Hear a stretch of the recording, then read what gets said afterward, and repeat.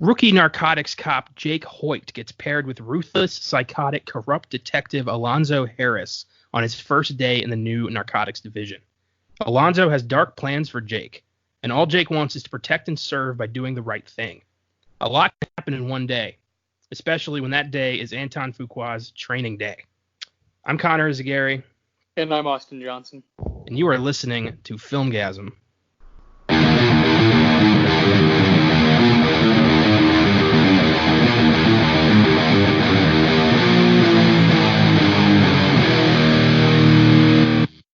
Happy Friday, listeners, coming at you via Skype to talk about an epic crime drama that follows our Wednesday episode on Sinister, with the theme being great Ethan Hawke performances. Training Day is a bitchin' movie that won Denzel Washington his second Oscar and also gave us one of the scariest movie villains of the 2000s. So, how big a fan of Training Day are you? Massive. Glad you asked. This is Antoine Fuqua's, hands down his best movie, right? I don't think anything comes close. I think Equalizer movies are cool, but Training Day is, it's borderline a masterpiece, man. This movie has two really, really strong performances and one kind of all-time, monumental performance in Denzel as Alonzo Harris, who just steals the show right away and doesn't really let up the entire time. There's endless quotes. We can talk about those as we go through from Alonzo. I have seen this movie so many times that you would think it'd almost be overplayed in my mind, but no, it's just one of those movies I can rewatch over and over. It was even I remember as a kid it was on TNT a lot and stuff, and I would just kind of catch bits of it, and I was like, I gotta buy this on DVD. I need to see the real Training Day, and I'm so glad I did. Yeah, it's kind of been in my arsenal of movies for as long as I can remember. Bitchin'. I can't imagine watching this on TNT. Edited, this has got to be just so watered down. Oh, it's way different. Way different. My God, Alonzo's dialogue's got to be cut out, almost 90% of it. Well, yeah, it'd be like listening to, a Ice Cube album, the clean version instead of the explicit. No, thank you. Ugh. God. Last thing I want is to watch it or listen to any of this stuff neutered. It's the fucking worst. Yeah, I know you're a big Cube fan, so yeah. Huge Cube. That was my last concert possibly ever. Yeah, and we're talking about Los Angeles today. I also think Training Day is one of the best Los Angeles movies where it shows you the city, takes you through the city in a day. Not just Los Angeles, Hollywood, this and that. It's no, L.A., Inglewood, gritty areas. It's a lot of fun to be on that journey, and this movie is kind of gives you a roadmap of what it would be like to be a cop in Los Angeles. True. More than that, to be a corrupt cop in Los Angeles. Yes. And when basically you're basically a crime lord, you run this shit. And Alonzo straight up runs this shit. He is treated like a god everywhere he goes because everyone's afraid of him. He's barely a cop. he's Kingpin. It's crazy. Yeah. He's he's feared by people. People, when he comes around, it's like, oh shit, here's Alonzo. Fuck, because he is a cop. At the end of the day, this fucker's a cop. He's got a badge. Yeah. So he just, he has this trump card always. And as much as I should hate him. I mean, he's a dirty cop. That's the worst thing you can do. Is take on this occupation of honor, a job where you're supposed to protect the people, the citizens of your country, and you're just crooked as hell and taking money left and right from people. You should hate him, but he's so much fun to watch. And that comes basically, I think, from Denzel's just inherent charm that he can bring to every performance. You like the guy no matter what he's doing, whether he's a psychotic cop or an alcoholic pilot or Malcolm X. You fucking love the guy. Yeah, exactly. He just has a way. We'll definitely be talking about more of his roles as we go on. Oh, yes. Crazy. So, Training Day was directed by Anton Fuqua. Some of his other directing credits include The Replacement Killers, Tears of the Sun, Olympus Has Fallen, The Equalizer, Southpaw, and the 2016 remake of The Magnificent Seven. He's great at combining action and drama. And yeah, the guy has such a cool sense of direction. I love his work. Everything I've seen, I've really liked. Yeah, it's all solid. It just so happens that Training Day is the best. Like, it's just the best. It's the most entertaining. It has the best performance that he's written, like the best character he's written in Alonzo. But yeah, I agree with you. Everything he's done is entertaining as hell. For sure. I really liked Southpaw. Okay, yeah, you know me, man. I'm a big Jake Gyllenhaal fan. That movie, talk about sad as hell, man. You really are led to believe that Rachel McAdams is going to be a part of the movie, and then she's not. Oh boy, yeah, that's a I think that one's a little bit underrated at this point because Jake Gyllenhaal has done so many great things that you kind of forget that he played this really pretty solid boxing character in a very the boxing scenes were very good because that's Fuqua. He's great at, like you said, he's great at action. Oh, for sure. I also thought the Equalizer was badass. Yeah. Honestly, I thought the remake of The Magnificent Seven was good. I thought that was going to suck. It kind of came and went because the original is such an American classic. But I thought his remake was really good. I thought he did a decent job. Yeah, and who else is in that? Denzel and Ethan Hawke. Let's go. Hell yeah, man. Yeah, no, I enjoy that movie because of the cast, because the action's good, and sometimes you're looking for some popcorn. You're looking for some entertainment. And Fuqua is damn good at that. He's good at making you just kind of get on the edge of your seat in the classic way, classic thrilling way that we've gotten used to in American cinema. And it's awesome, man. It's just fun. It's a fun ride always. He's good at entertaining you, but he's also good at making you think about it, making you consider the consequences of these characters, making the characters real. And yeah, fuck it. I can't wait to see what he does next. Yeah, he's always going to be a guy that's on my radar. And talk about a guy that people should know his name. One of the better American black directors we have. People need to know his name. So I'm really excited to kind of bring Training Day back in the light. It's almost fucking 20 years old somehow. I'm really, really excited to dig into this one. Oh, for sure. The film stars two-time Oscar winner Denzel Washington as Alonzo Harris, corrupt cop with no line to cross. Washington won his first Oscar for 1989's Glory and his second for Training Day. He's also been nominated an additional 7 times for his performances in 1987's Cry Freedom, 1992's Malcolm X, 1999's The Hurricane, 2012's Flight, 2016's Fences, and 2017's Roman J. Israel Esquire, as well as a Best Picture producing nod for Fences. He's a highly respected actor who rarely plays a bad guy, which is why I think his turn in Training Day is so memorable. He's known for playing, the hero, the incorruptible lawyer, pilot, symbol of incorruptibility. And then you throw that guy into a role like Alonzo Harris, and you make that guy three-dimensional. You turn who could have been just a caricature evil bastard into a layered kind of symbol of Los Angeles. It's so cool.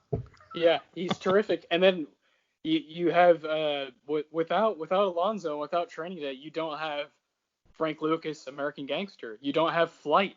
You don't have these things that follow where it's like, oh man, actually Denzel can be the bad guy. He can be the guy who's like a little fucked up.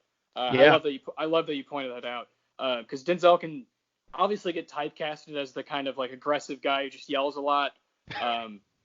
But this dude has serious range. Have you ever seen Mo Better Blues? No, I have not. This guy's playing a trumpet player in a Spike Lee movie. He's fantastic. He Got Game, another Spike Lee movie where he's a prisoner who gets let out to try to get his son to commit to a basketball college. Denzel Washington, he's been all over the place, man. He's done everything. John Q, he can do it all, dude. I love Denzel. I think he's one of the more important guys to kind of watch, more important American actors to watch. His filmography is insane. And then as a kid, for me, Remember the Titans.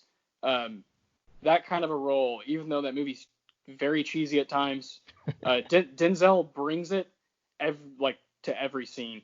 Whether the writing be a little bit sloppy or not, Denzel rises it, and it's so inspirational. And as a kid, when you watch that, it came out in 2000, and it's just been a part of my life since I was 5 years old. So he is, he's a staple, that's for sure.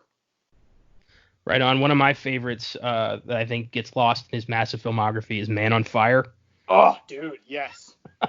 That is a wild fucking movie, and he plays such a like borderline crazy person in what he's willing to do to find this little girl. And that's such a great movie. He really can play anything. Yeah. No, he's the man, dude. I love him.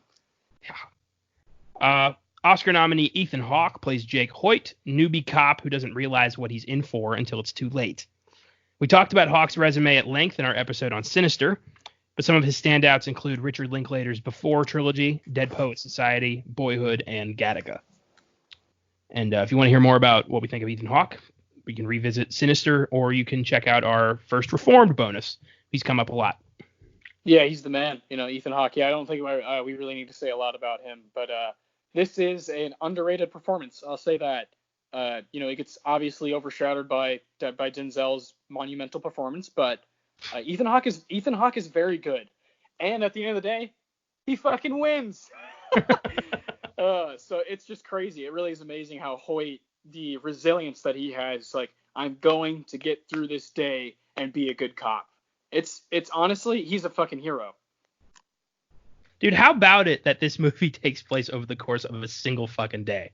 That's one of my favorite things. You talked about Ethan Hawke has worked with Linklater. I mean, I love like Days of Confused and Slacker. I love when movies take place over just bam, one day.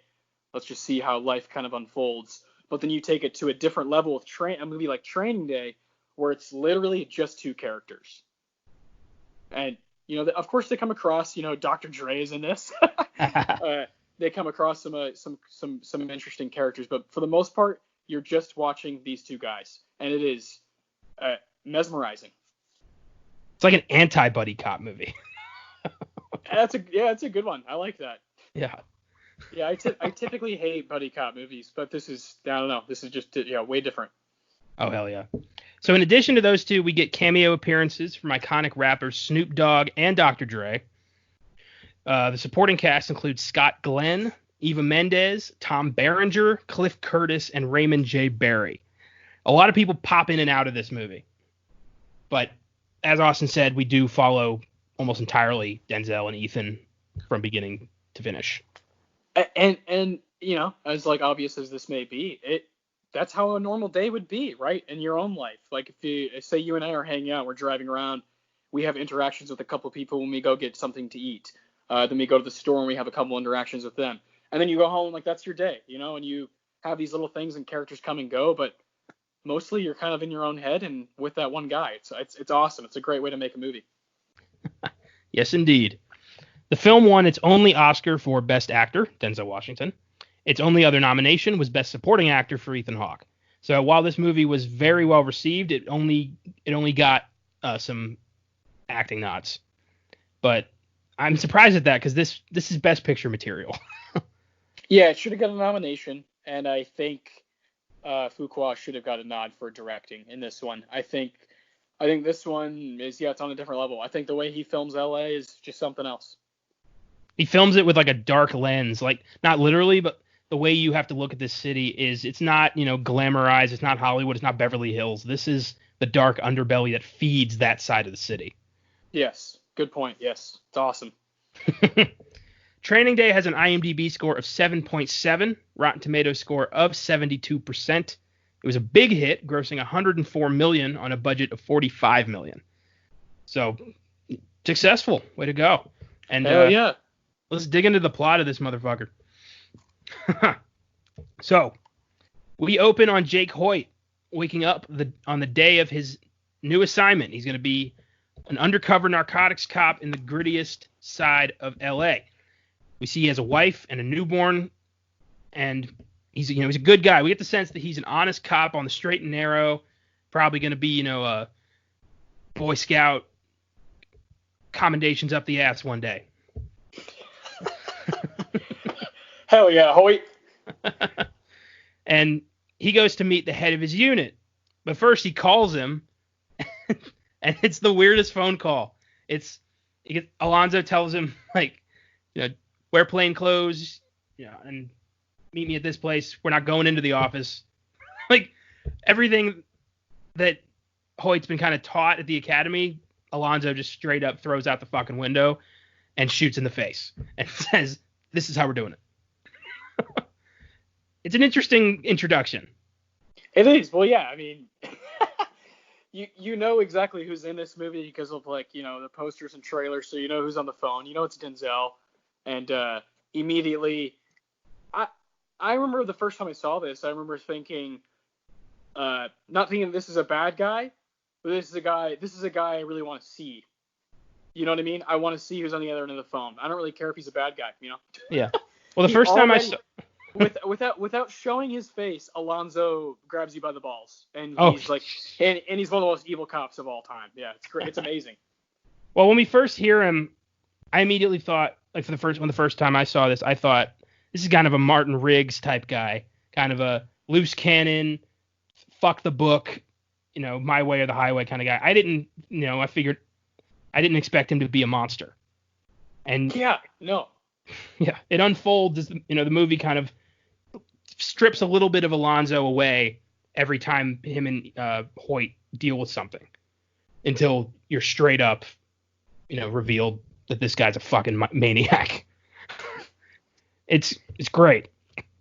So Hoyt goes to this coffee shop to meet Alonzo, who is sitting at a booth reading a paper, and he's got he's wearing this big leather jacket, gold chain. He does not look like a cop. He's dressed like a fucking gangster. Because he fucking is a gangster. Yes. I mean, his car has fucking hydraulics. This is a crazy person. Oh, it's great, man.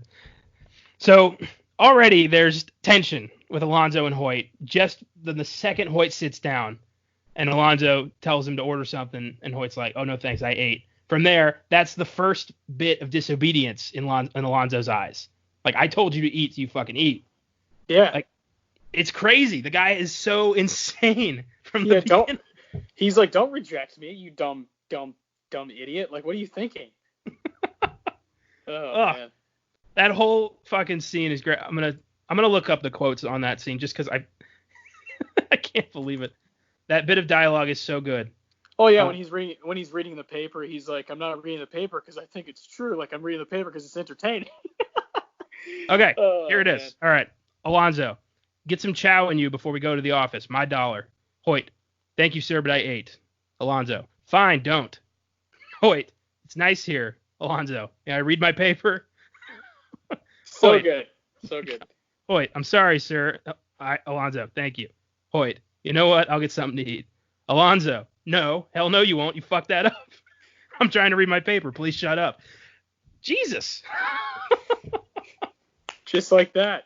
This is a man who loves to play God. He is in charge of every decision that everybody makes.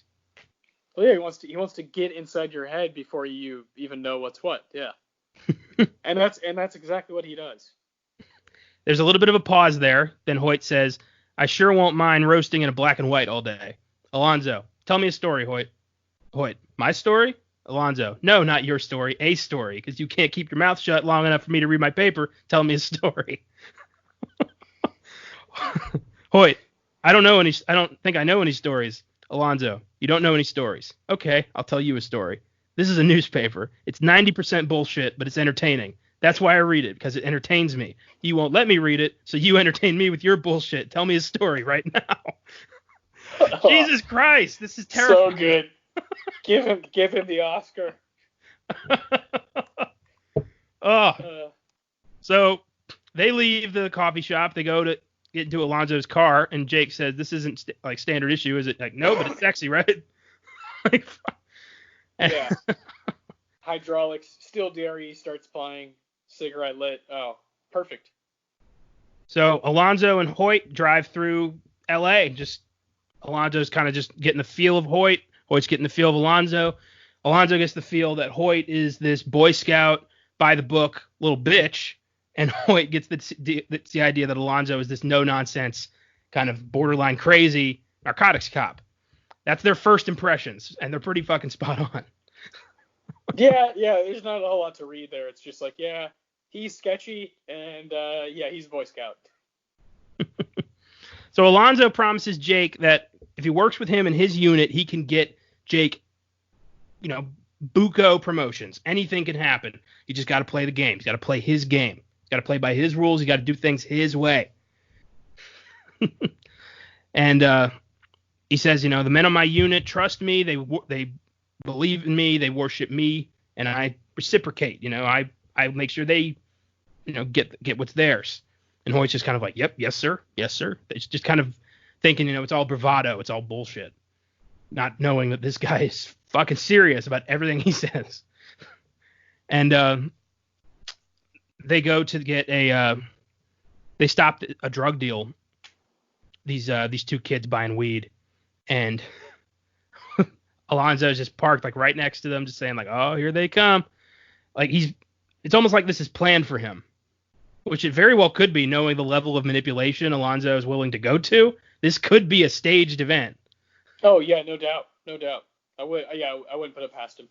Yeah, for me, it's like Alonzo's a good villain because of what he's capable of, because of what he does. But he is scary in how much preparation and planning went into getting Hoyt's involvement here. Like when you really think about it, this is the work of a megalomaniac. Almost a Bond villain. It's crazy. I think a lot of people underestimate Alonzo's intelligence. Yeah, very, very Gus Fring-like. Yeah, big time. He's like a combo of Gus and Tuco,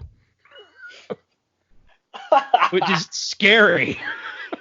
Yeah. By the way, did you watch the new Better Call Saul? I did, yes. We'll talk about that after recording because I don't want to spoil it for anyone who hasn't watched it yet. But... Yeah, there's a scene where Tuco gets brought up. It's great. That's great. You gotta love those. You gotta love those little nuggets that they have with Breaking Bad. It's great. I love when they constantly remind you that this is the same universe. This is less than a year before Breaking Bad at this point. So great. Yeah, it's brilliant. So after they stop this drug deal, Alonzo goes. They pull the guys over, and Alonzo threatens the guy. He said he's gonna slap the taste out of his mouth. Grabs the guy's ear, twists it until he gives him the weed. Hoyt's just kind of like, what the hell is going on? This isn't how we're supposed to do things. They don't even arrest anybody. And they get into the car and they drive off, and Alonzo tells Hoyt to take a hit. And Hoyt's like, well, no, we're not going to do that. And Alonzo's like, yeah, you are. Take a hit. And Hoyt's like, I'm not going to smoke that. Alonzo hits the brakes on the car, points a gun at Hoyt's head, and says, smoke it right now. You just got killed. You're going to be undercover in my unit. You're going to smoke when I tell you to smoke. Like, fuck, dude. Oh. Crazy, man. Yeah, you kind of, at that point, this movie almost gets like borderline horrific, because Alonzo is not only manipulative, but he's got this guy captured in his car. Like, there's nothing Hoyt can do from minute one. It's really, really, really devastating. He's not just a captive. Alonzo is his superior officer. Like, he's trapped in more ways than one here. Yes. Yeah, indeed. So Hoyt says, all right, fine, give me the fucking thing. And he smokes up. And he finds out later that this is not just weed. This is weed laced with PCP. And he's messed up now. He's high as fuck. He's looking around seeing tracers. He tells Alonzo, like, why did you make me smoke that? And Alonzo actually has the fucking balls to say, you made your choice. It's not like I put a gun to your head. You motherfucker. Oh, man. Arrogance is not strong enough a word for this guy. Ridiculous. Oh! I love when they do that. Like, you're a wolf, man. You gotta be a wolf. So good. Oh, fucking crazy. A person of power should not think like that. Should not have the, I'm a wolf and everyone else is a sheep mentality. That is dangerous as hell. Yeah. God, can you imagine Denzel Washington asking you to howl like a wolf while you're on PCP? No, thank you. Sounds like a nightmare I had once. Watch too many Denzel movies. No such thing.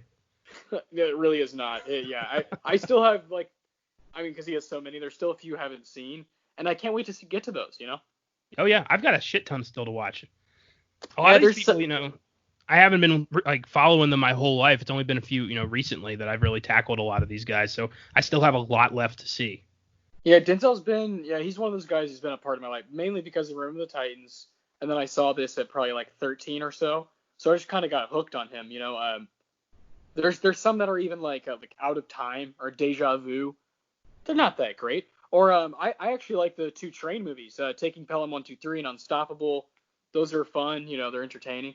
I don't know. He's just done so much stuff that he almost has become like a superhero. He's kind of like a comic book character at this point because he's been so relevant for so long. Speaking of that, I've heard that Denzel is one of the actors being considered to play Magneto in the MCU, which would be nuts. Dude, that is great news. That needs to happen now. That would be fantastic. Oh, that's awesome. Fucking give Alonzo superpowers and you've got Magneto. Yeah, we're in. Yeah, we're in. Oh, so Alonzo and Jake are driving past an alleyway, and Hoyt demands to be let out of the car. He sees a young girl being attacked, about to be raped in an alleyway. Alonzo stops the car. Hoyt runs out. Alonzo doesn't want to stop the car because he says, this isn't our job. We're not playing, we're not uniforms. This isn't our gig. We're narcotics. This isn't my problem. So Alonzo doesn't help. He just stands by the car and watches while Hoyt attacks these two people who are trying to rape this girl, gets his ass kicked, and then turns it around and starts beating the shit out of them. Handcuffs to the guys, rescues the girl. But the girl remembers this. It's a very good thing Jake did this. But oh man, this is quite possibly the most karma, most use of karma, where it comes back later in such a massive, life-altering way. It's great. It was so great, man. It was so satisfying because I haven't seen this movie in a good decade, so I completely forgot about that. And I was just I was cheering. I was like, yes! Yeah. Oh, dude, it is so good. Oh, that scene later is great. Yeah, here we go. So Hoyt's gonna arrest these guys. Alonzo starts torturing the two guys. Puts a gun to one of their guys, puts a gun to his balls and says he's gonna, shoot him. Hits him in the balls, and just starts, wailing on these guys and lets them go. And Hoyt's like, I wanted to get those guys off the streets. And Alonzo reiterates, that's not our job. Not my problem. Jesus. Yeah, the girl, come on, man. Yeah. The girl runs away. Jake finds her wallet on the ground, puts it in his pocket, gonna log it into evidence. First, and Alonzo also robbed those guys. Ugh. So Alonzo takes Jake to an old friend of his, Roger, played by Scott Glenn, retired LAPD vet who's now a drug dealer. This fucking city, man. And I absolutely love this scene because, first off, Scott Glenn, come on, man. Silence of the Lambs, come on. Anyone who was a part of that movie is important to us. I love this part because this is very, very LA and very much these guys are boys because he asks Ethan Hawke's character, he asks Hoyt, did you play football or whatever, and he's like, what high school did you go to, what position? He's like, oh yeah, you were pretty good, man. He remembers him playing, and it's so this guy's clearly been in the city for so long, you know what I mean? He's been embedded in the culture, he's been hanging out here, he was a cop and now he's a drug dealer, he's been around the fucking block, man. I really, really like that character, even though he's not in it a lot. He's important, though, after what happens next. Oh, man, he is very important. Very. So the three of them share a drink. Roger casually mentions that, he's, closer to retirement. He's got, a nice nest egg. And he asks Alonzo about something that happened in Vegas. And Alonzo brushes it off, saying, it's not a problem. Don't worry about it. I like how that's constantly in the background, hinted by many different characters before you realize just what the fuck he did in Vegas. Well, yeah, 'cause, yeah, everybody like you know knows Alonso as they're going through the city. Everyone that's like bad, like knows him, or like when they see him, they're like, oh yeah, that's fucking Alonso, man. Like let's get out of here. This guy's trouble. He's a fucking crooked cop. Oh And yeah. uh, and yeah, you gotta love that character development because it keeps building until the very end. So Alonso and Jake then go to Alonso's girlfriend's house, Eva Mendes, who they kind of just leave Jake in a living room with her kid, which is hilarious because like Jake's like the kid that they just go sit in there and watch TV while the mom and dad take care of business. Yeah, yeah, Made me laugh. He's just sitting there with the kid, like kind of thinking about the decisions that led him here. Like, what the fuck am I involved in now? Is just while he's watching Looney Tunes or whatever the fuck. yeah, yeah. That was pretty great. And in this neighborhood, Alonso tells Hoyt, never go here without me. They'll gun your ass down. Like, I rule this shit. Everyone's like kowtowing to him. Everyone's moving out of his way. He runs this neighborhood. Yeah. And but it's not a because they're like fuck this guy, like it's not it's not on like oh Zoe, like yeah we love Zoe, like Zoe's great. They're like oh shit Zoe's back. He's no hero to these people. He No. runs this place with an iron fist. He's fucking Black Stalin to these motherfuckers. Yeah. I want that on a t-shirt. Black Stalin. That's fucking badass. Anyway, they spend a good few hours there while Alonso and his girl just kind of, fuck in the next room with the kid and Jake just kind of waiting. That's definitely what's going on. Then they go to a lunch meeting with some LA judges, all corrupt. Every level of this fucking city is taking somebody's money.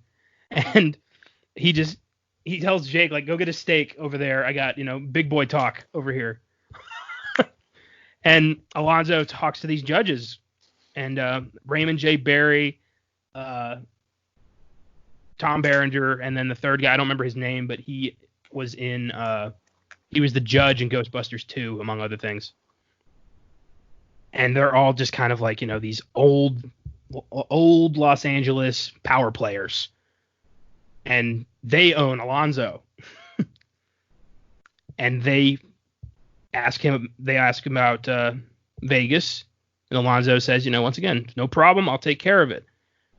And he asked the judges to get him a search warrant. And they're like, yeah, okay, we'll get you a search warrant. No problem.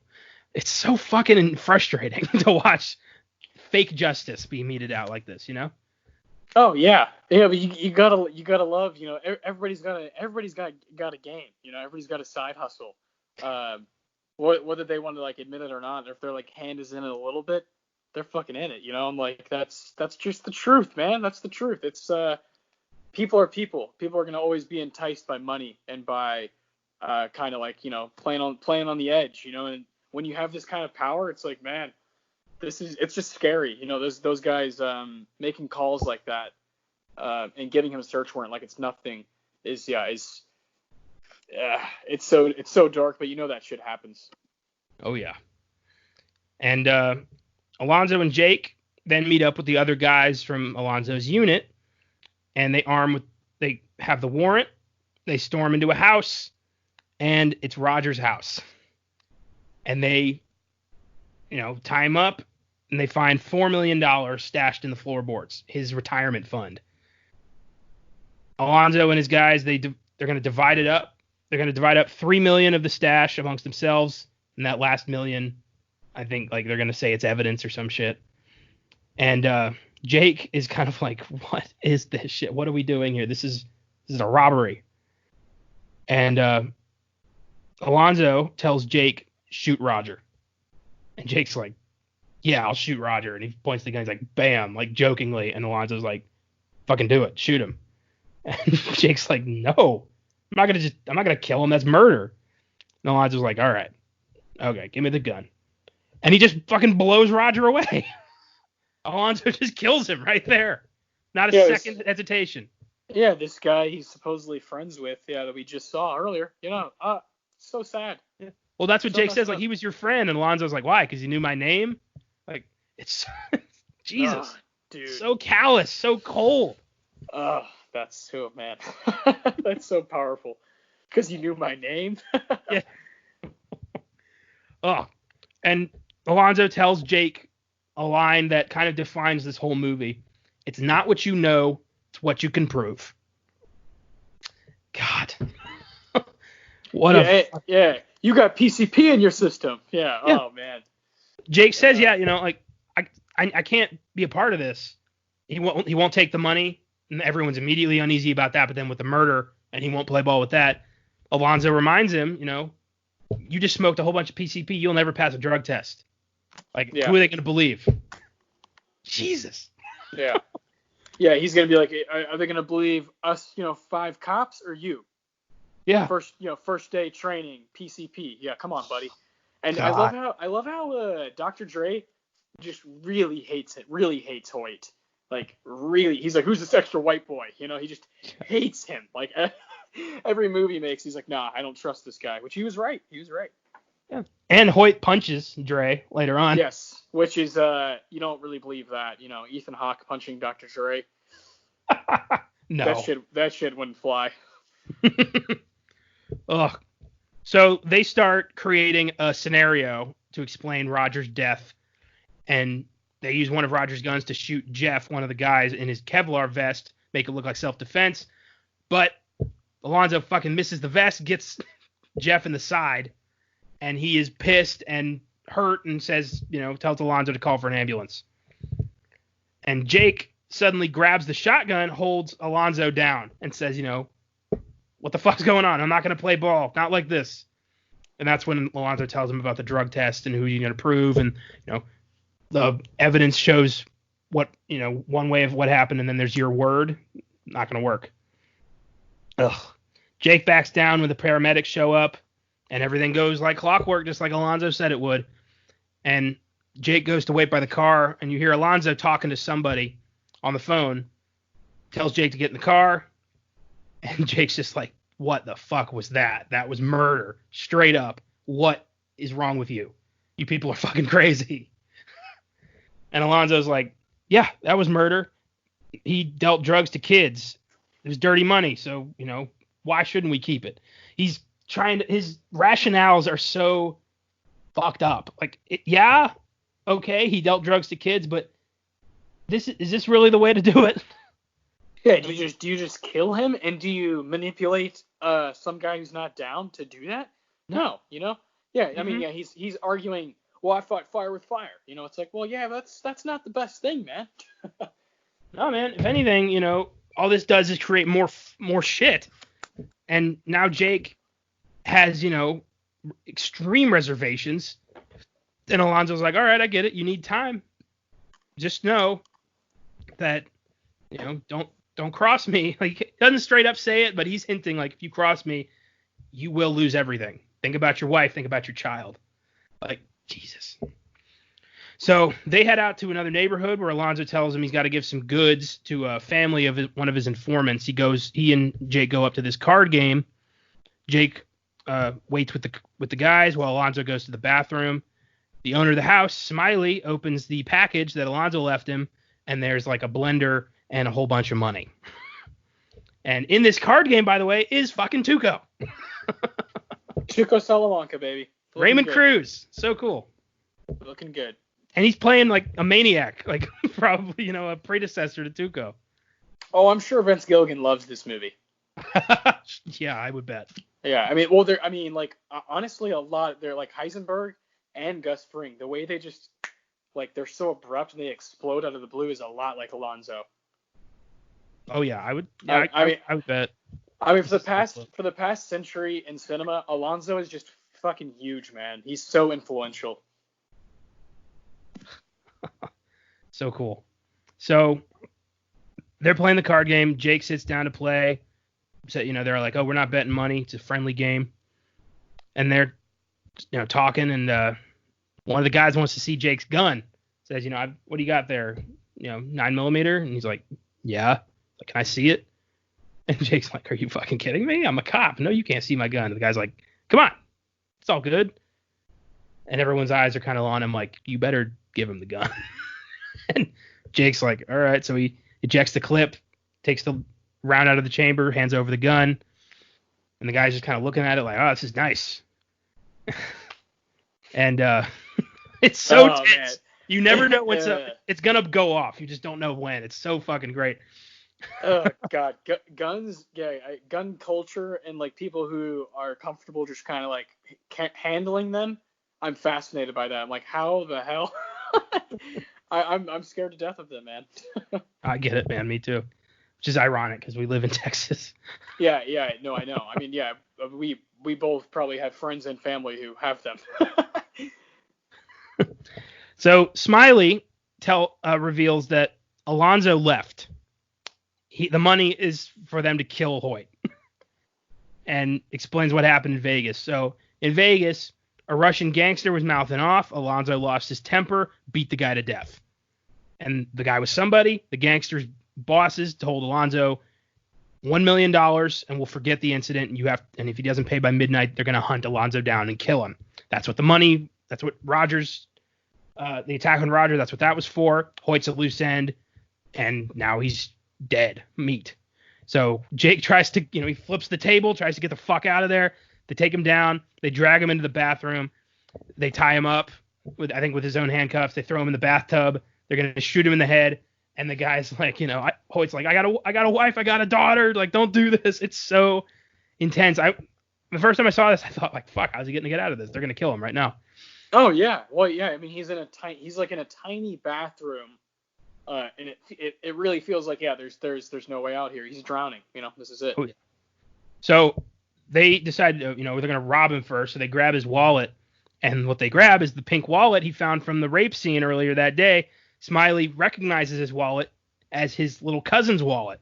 And he demands to know, where the hell did you get this wallet? Jake says that he stopped a girl from getting raped by two guys. And Smiley's like, are you fucking lying to me? If you're lying to me, I'm going to cut your balls off. Like, it's Jesus Christ. And he calls his cousin and asks what happened. And she's like, well, I got jumped by these two guys. This cop saved me and I ran off. And Smiley's like, fuck. And he lets Jake go. He lets him go. Yeah, man, that phone call with the cousin is so intense. She's like, no, everything's fine today, like nothing. And he's like, are you sure? and I'm like, oh, if he wouldn't have asked, are you sure? Because she's so nonchalant, dude. Oh my God. It's so many little things about this movie that just kind of keep it ticking and keep you on the edge over and over. It's great. Oh, it's nuts. And they're just like, immediately all is forgiven. They're like, this was just business, right? And Hoyt's like, oh, yeah. He's like, I'm good. And they let him go. They even give him his gun back. God. Oh, man. Wow. Oh. Dude, honor, man. Do the right thing, always. Yeah, karma, baby. Pay it forward. Oh. So Jake is pissed, and he is out for blood. So he goes back to the neighborhood where Alonzo lives and tells the guy, like, guarding the building, I'm here to see Alonzo. And the guy just steps aside. Anything to get rid of Alonzo. Anything to help his chances. Oh, man. That is so cool because you at first Alonzo tells him, don't ever come here without me. And he's like, no, that's exactly what I'm going to do. These people don't like you, man. They sort of respect you just out of fear, but they don't like you, man. So I'm going to walk up here and I'm going to come try to take you down. It's one of the most, like, badass, showdowns of all time. It's funny because every time Hoyt ignores Alonzo's advice, it works out in his favor. Yeah. Don't save the girl. Saving the girl got him, saved his own life. Don't go there without me. He went there and earned everybody's respect. It's funny. So Alonzo is really bad at giving advice. Turns out he's completely full of shit. Yeah, no, he's a terrible cop. On top of being an asshole, he's also an idiot. But we love him. We do. So Hoyt goes up to the house. He sees the kid from the bedroom window, throws some dirt to get his attention. Kid unlocks the door. Jake tells the kid, I want you to hide in the closet and don't come out. Jake he kicks in the door where Alonzo and his girlfriend are, naked counting the money. And Alonzo's clapping like, you passed the test. Great job. Like, oh, this motherfucker. Just trying to weasel his way out of anything. Ugh. He's packing up the $1 million, and Jake's not buying it. He says, give me the money and your guns. And they fight. There's a shootout. They end up, running through the neighborhood. Alonzo leaves Jake on the roof, tries to drive away. Jake fucking jumps down onto his car. It's crazy. He's got all sorts of adrenaline at this point of like, you put me through the ringer today. Like, I'm gonna stop you. I have to stop you because I'm a good cop. There's a lot of built up resentment here over just one day. And Jake forces Alonzo to crash the car, knocking him out temporarily. Jake drags him out of the car, punches him a few times, holds him at gunpoint in front of the entire neighborhood. This is, emasculation right here. The king is dead, metaphorically. And he recovers. He and Jake face down in the street. Everyone's surrounding them. And Alonzo says, whoever shoots Jake will be a very rich man. But the gang, tired of Alonzo's bravado and his bullshit, nobody says a word. Nobody makes a move. And Alonzo's like, who the fuck do you think you're dealing with here? It's the scene, for me, I think, that got Denzel the Oscar, where he's just going off on these people. And he says his immortal line, which was improvised by Denzel. Yes. King Kong ain't got shit on me. So good. What the fuck? This man is insane. There's spit coming out of his mouth. Yeah, he's got, you shot me in the ass. You shot me in the ass. So good. He's almost on the verge of tears. Like he feels like his empire has crumbled. Yeah, it has. Yeah. And Jake, one of the guys, the guy guarding the door, says, like, go ahead, Jake, we got your back. And Jake walks off with the money. Alonzo's screaming at him, Jake, Jake, like, just screaming, like, get back here. It's crazy. Alonzo then, he gets in his car, he drives towards the airport, and his car is forced to a stop by a van. A bunch of gangsters jump out of the car and just gun his ass down. The Russians have come back to avenge. At first I thought, like, shit, he's gonna get away, but nope. Yeah, I mean, there was just no way. He had been shot. It's like, where are you going, man? Are you about to get on a plane right now? What are you doing? There's just, yeah, he was done, man. Dude, Russian gangsters scare the shit out of me. Yeah, that's a whole different ball game. Dude, like, I can name, a whole bunch of famous Italian and Irish gangsters. Name one famous Russian gangster. Yeah, that's scarier. You can't, because they don't get caught. They know how to play the game. They're safe, and they are dangerous. They play by the rules, yeah. And you don't fuck with them. I mean, Denzel, Alonzo is a highly decorated, feared cop, and they just gun him down like he's anybody. Oh, so satisfying to watch that son of a bitch get his. Yeah. And when Jake gets home, he hears newscasts describing the killing of a highly decorated narcotics officer who was gunned down while investigating drug trafficking at the airport. So Alonzo is going to go down as a hero cop who was murdered in the line of duty. Motherfucker. That's training day. Jesus. Yeah, spectacular stuff. And all the way up until the end, you're just, on the edge of your seat. Oh, what a movie. So there was an attempted TV show remake launched in 2017 with Justin Cornwell as a young idealistic black cop and Bill Paxton as a ruthless, corrupt, older white cop. So basically they just switched the races and tried to call it something new. Yeah, no thanks. That sounds stupid. The series aired only 13 episodes on CBS before it was canceled due to Bill Paxton's sudden death in February of 2017. So it's a shame it had to go down like that, but I am glad this was canceled. Agreed. Yeah, Bill Paxton's awesome, but I just don't think I don't think that show should have been should have aired at any point. Yeah, I'm glad it got canceled. They keep making TV shows out of successful movies. It has not worked once. They tried The Omen, The Exorcist, Lethal Weapon, Rush Hour. It fails every fucking time. Well, the thing about this one especially is it's called Training Day. It's one day. What are you gonna make a series about each hour of the day? Go ahead, have at it. But the movie's called Training Day because it's one day.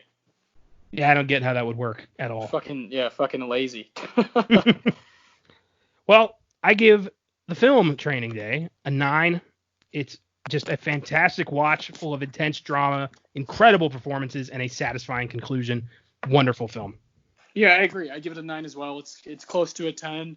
I'm not quite sure what holds it back. I actually think it could be a little bit longer. I think there could be a little bit more there, maybe a couple more intense scenes, because once you get to that part where he's with the Hispanic characters, Hoyt it's just turned up to 11, man, and it is so intense. And I agree. It is kind of a rushed ending a little bit. But it's so good. It is it's a wild ride, and again, Denzel's best performance. Oh, fuck yeah. Well, that is all for today. We may have something dropping on Sunday. You'll just have to wait and see. Next week, we're tackling the 1979 monster hit Alien. Can't wait for that. And if you missed it, check out our episode on Sinister this past Wednesday. See you next week. And remember, it's not what you know, it's what you can prove.